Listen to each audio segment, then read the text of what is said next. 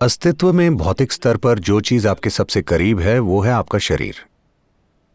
और ये शरीर इस धरती का बस एक छोटा सा टुकड़ा है। आप इसी पृथ्वी की एक उपज हैं। अभी आप एक ऐसी उपज हैं जो चारों ओर उछल कूद रही है। कुछ समय बाद आप मिट्टी का छोटा सा ढेर बन जाएंगे। आप अपने बारे में बहुत सी काल्पनिक चीजों पर विश्वास कर सकते हैं, लेकिन वो सच्चाई नहीं है। ये बुनियादी बात कि हम जिस धरती पर बैठे हैं उसी का बस एक छोटा सा हिस्सा है, हम भूल जाते हैं, अक्सर तब तक जब तक कि हमें दफनाया नहीं जाता।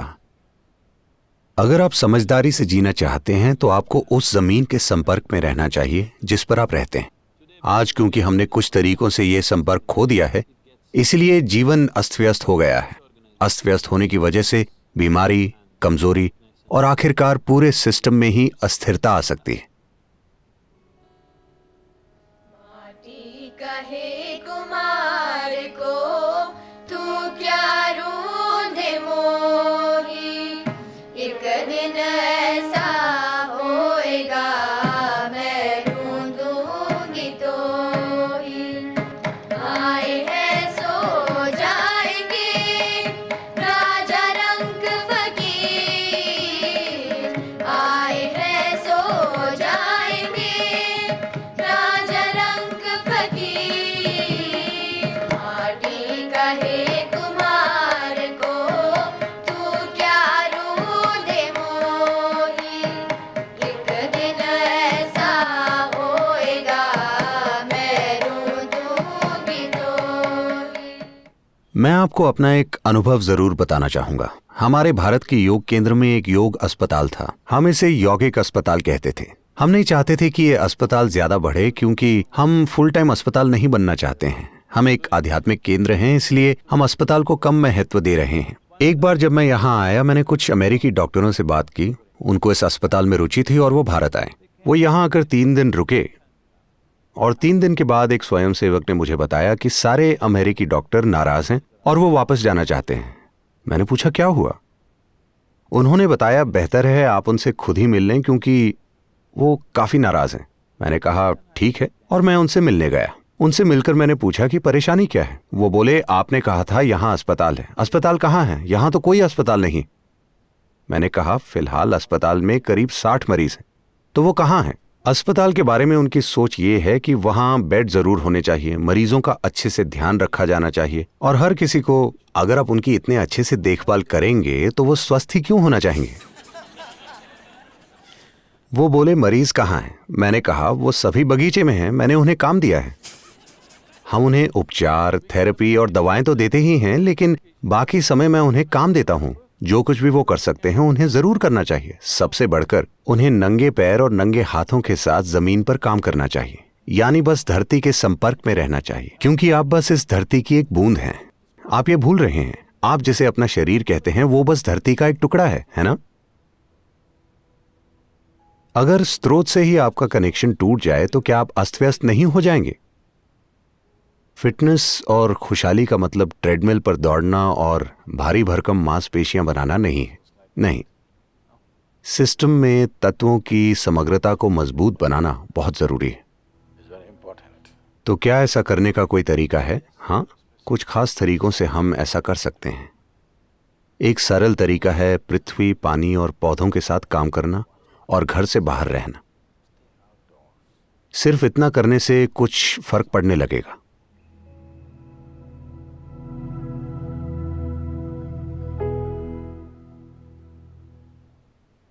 तो मूल रूप से अगर शरीर को पोषण देने वाला भोजन मिलना निश्चित है,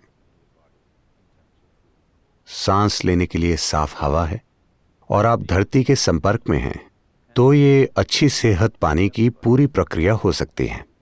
अगर आप धरती से संपर्क नहीं बना सकते और अगर आप धनवान और फैशनेबल हैं तो आप मड बाथ ले सकते हैं। वो भी एक तरीका है।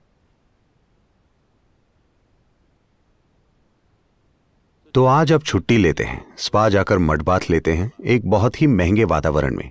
लेकिन अगर आप हर रोज कम से कम कुछ मिनट के लिए अपना हाथ पृथ्वी के संपर्क में रखें तो आप देखेंगे कि आपका शरीर ज्यादा बेहतर स्थिति में होगा। क्योंकि जब भी शरीर पृथ्वी के संपर्क में होता है तब यह खुद को फिर से व्यवस्थित करता है। आप जितना ज्यादा इसके संपर्क में रहें उतना ही अच्छा है। आप सभी अब किसान तो नहीं बन सकते, और हो सकता है आप 12वीं मंजिल पर रहते हों तो आप माली भी नहीं बन सकते, लेकिन कम से कम पृथ्वी के साथ थोड़ा संपर्क जरूरी है। आपकी हथेलियां और तलवे इसके प्रति बहुत ज्यादा संवेदनशील होते हैं। अगर आपके पैर और हथेलियां धरती के संपर्क में आए तो उससे फर्क पड़ेगा। In contact with the earth, it'll make a difference. या कम से कम आप वैसे मैं इसकी सलाह तो नहीं देता, लेकिन अगर आप दोपहर में आराम करना चाहते हैं तो आप एक पेड़ के नीचे कीजिए। इससे आपकी रीढ़ की हड्डी धरती के संपर्क में आएगी और कई चीजों में सुधार होने लगेगा। या फिर आप किसी पानी की प्राकृतिक जगह पर जा सकते हैं जो धरती पर हो, जैसे नदी, तालाब, समुद्र में जाने से हमारे सिस्टम को बहुत लाभ पहुंचेगा। आप ग्राउंडिंग जानते हैं, बिजली की ग्राउंडिंग जो हम लोग करते हैं, क्या यहाँ भी उसे ग्राउंडिंग ही कहते हैं? आप उसे क्या कहते हैं? अर्थिंग। उसे अर्थिंग या ग्राउंडिंग कहा जाता है। वास्तव में उसे अर्थिंग कहा जाता है। तो जब आप जमीन में बिजली का कनेक्शन लगाते हैं तो इसे गीला रखा जाता है, क्योंकि अगर गीला होगा तो संचालन बेहतर होगा। तो इसी तरह भारत के मंदिरों में लोग पूरी तरह से शरीर को गीला करके लेटकर प्रणाम क्यों करते हैं? क्योंकि वहां पर संपर्क केवल धरती से ही नहीं बल्कि खास तरह की ऊर्जावान धरती से होता है। तो आप चाहते हैं कि आपका पूरा शरीर इसके संपर्क में आए, इसीलिए पुरुष नंगे बदन जाते हैं, या कम से कम वो शरीर के ऊपरी हिस्से में कपड़े नहीं पहनते हैं। महिलाएं गीले कपड़ों में जाती हैं ताकि संपर्क हो सके प्रकृति के साथ। ये संपर्क, चाहे वो संपर्क धरती के साथ हो या वायु के साथ या जल के साथ, ये बहुत जरूरी है। अगर ये संपर्क नहीं है तो शरीर धीरे धीरे अपनी समग्रता और स्थिरता को खो देगा। ये अपनी बहुत सी क्षमताएं खो देगा जो इसमें मौजूद हैं। ये फिर भी जिंदा रह सकता है, ऐसा नहीं है कि कल मर जाएगा, लेकिन वो अपनी कई क्षमताओं को खो देगा जिसके साथ ये आया है। कई संभावनाएं, वो सभी संभावनाएं जो मानव सिस्टम में हैं, खो जाती हैं क्योंकि आपने प्राकृतिक तत्वों के साथ संपर्क खो दिया है। खास करके जब आप डिनर या लंच करने जाते हैं तो पहले कम से कम आधे घंटे के लिए बिना चप्पल के चलें। इस ग्रेनाइट पर नहीं, या तो घास में या फिर बाहर मिट्टी में। आप देखेंगे कि शरीर के धरती से संपर्क में होने के बाद जब आप खाना खाते हैं तो शरीर उसको बहुत अलग तरीके से लेता है। पाचन क्रिया तो वैसे भी होगी ही, लेकिन आप अपने सिस्टम में कितना जोड़ पाते हैं ये इस पर निर्भर करता है कि आप पृथ्वी के साथ कितने तालमेल में हैं। तो अगर आधा घंटा भी आप बिना जूते या चप्पल के चलें और शरीर पृथ्वी के संपर्क में रहें तो आप देखेंगे आपके तत्वों के व्यवहार में समग्रता अभी से थोड़ी ज्यादा हो जाएगी। नंगे पैर चलना और खेलना वाकई लोकप्रिय हो रहे हैं। योग विज्ञान ने हमेशा इसकी सलाह दी है और अब विज्ञान भी यही बोल रहा है।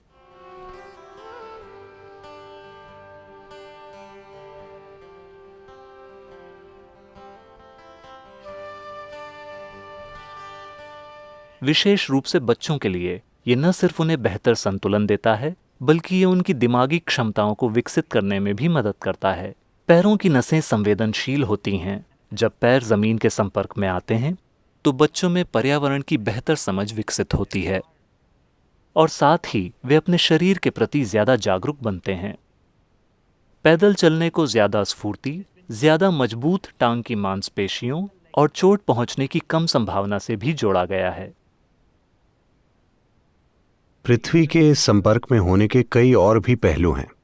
आश्रम में मैं हमेशा लोगों से कहता हूं, आप चाहे जो भी काम करते हो, कम से कम दिन में 1 घंटा अपनी उंगलियां जरूर धरती में डालें। आप कहीं किसी बगीचे में जाकर कुछ कीजिए, आपके हाथों पर मिट्टी लगनी चाहिए। ये आप में प्राकृतिक रूप से एक शारीरिक स्मृति का निर्माण करेगा, एक शारीरिक स्मृति कि आप नश्वर हैं। हर दिन अगर आप धरती में अपने हाथ डालते हैं तो आपका शरीर ये जान जाएगा कि वो हमेशा नहीं रहेगा, Because a body has a memory of its own. क्योंकि शरीर की अपनी याददाश्त है। शरीर की याददाश्त मानसिक याददाश्त से कहीं ज्यादा महत्वपूर्ण है। फिलहाल जो याददाश्त आपके शरीर में है वो आपके मन की याददाश्त से कहीं ज्यादा आप पर हावी है।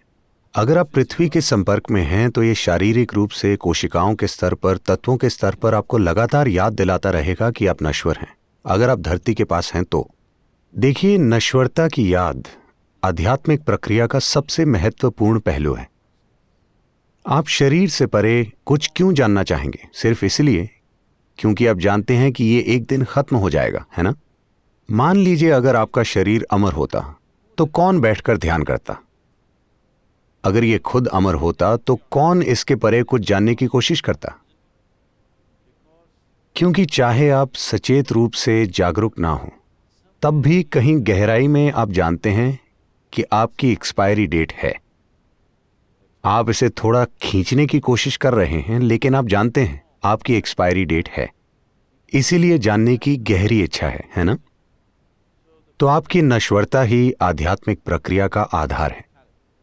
अगर आपको याद दिलाया जाए कि आप नश्वर हैं तो प्राकृतिक रूप से ही आप जानना चाहेंगे। भारत में विभिन्न परंपराएं, प्रथाएं हैं कि अनुभव के आधार पर पृथ्वी से कैसे जुड़ा जाए। कई सारी परंपराएं।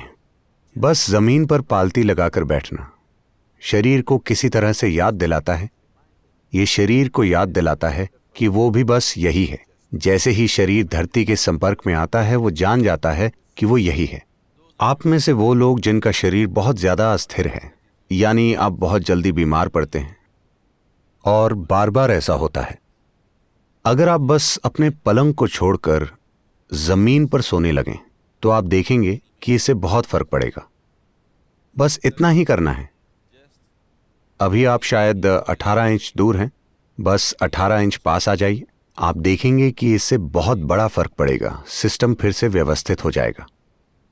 मैं कहूंगा कि आपकी 80% सेहत इस बात पर निर्भर करती है कि आप धरती के साथ कितने तालमेल में हैं। 80%। आपकी पुरानी बीमारियों का 80% हिस्सा गायब हो सकता है सिर्फ इसलिए कि आप उस पृथ्वी के साथ थोड़ा सा तालमेल बिठाते हैं जिस पर आप अभी चल रहे हैं या बैठे हैं।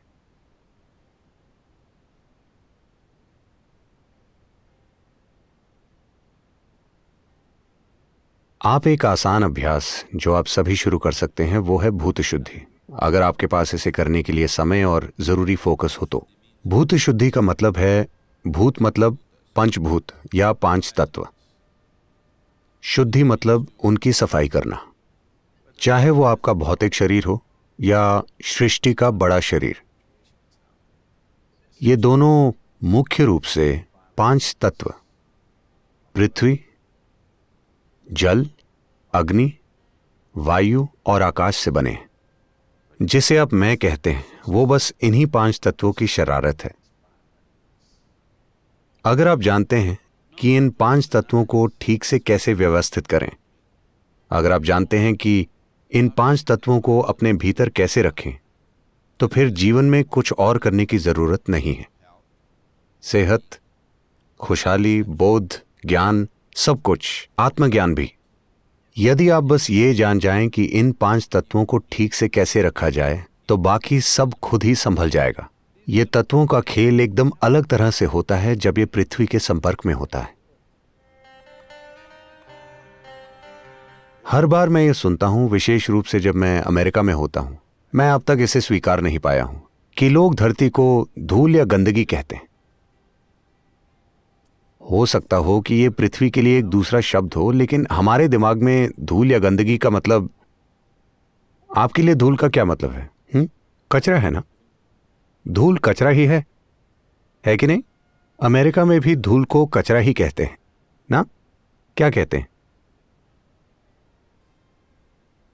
ऐसी चीज जिसे आप नहीं चाहते हैं, मतलब कचरा। जो आप नहीं चाहते हैं वो कचरा ही तो है। लेकिन यहां हम पृथ्वी को ताई मन, धरती मां कहते हैं। ऐसा क्यों है कि हमारे अंदर उन सभी चीजों के प्रति आदर का भाव नहीं है जो हमारे जीवन को बनाने में और चलाने में हर पल योगदान देती हैं? आप बस उनसे अलग तरह का बर्ताव कीजिए, अचानक से वो आपके अंदर अलग बर्ताव करने लगेंगी। अगर आप 3 दिनों तक पानी ना पिएं तो फिर भगवान भी आ जाएं तो आप उनसे पानी ही मांगेंगे। अगर हम आपका नाक 3 मिनट तक बंद कर दें तो फिर आपको भगवान नहीं चाहिए, आपको हवा चाहिए सांस के लिए, वो भी ताजी, है ना। एक सरल काम सभी कर सकते हैं कि वो हवा जिसमें वो सांस लेते हैं, वो पानी जो वो पीते हैं, वो खाना जो वो खाते हैं, वो पृथ्वी जिस पर वो चलते हैं और जो आकाश हमें थामे हुए है, दिन में 5 बार। अगर आप बहुत ज्यादा व्यस्त हैं तो कम से कम दिन में 3 बार सचेत होकर इनके लिए श्रद्धा का भाव लाएं। ये बहुत ही आम बात है कि आपको बताया जाता है मातृ प्रेम, पितृ प्रेम, ये वो, पर पृथ्वी प्रेम उस ग्रह के लिए जिस पर आप चलते हैं, क्योंकि ये आपसे अलग नहीं है।